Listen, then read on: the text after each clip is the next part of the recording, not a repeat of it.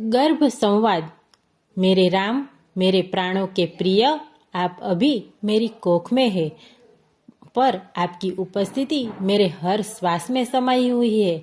आपकी हलचल मुझे यह एहसास दिलाती है कि भगवान ने मुझे एक दिव्य कर्म का अवसर प्रदान किया है।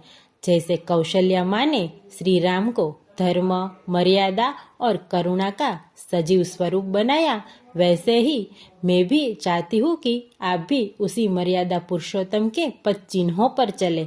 मेरे राम, आपके हर स्पंदन में मुझे एक आदर्श राजा, एक आदर्श पुत्र, एक आदर्श मानव का स्वरूप दिखाई देता है।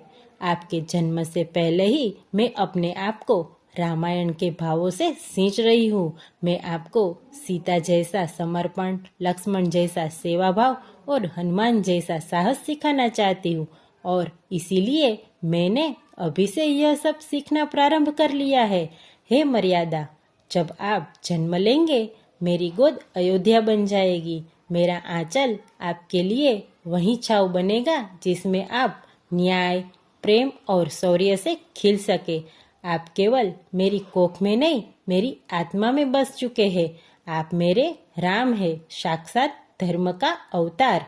मुझे प्रतीक्षा है उस दिव्य क्षण की, जब कौशल्या के जैसे मैं भी आपको पहली बार अपनी बाहों में भर सकूं। राम और कौशल्या का पुनः मिलन, धर्म और ममता का पवित्र संगम।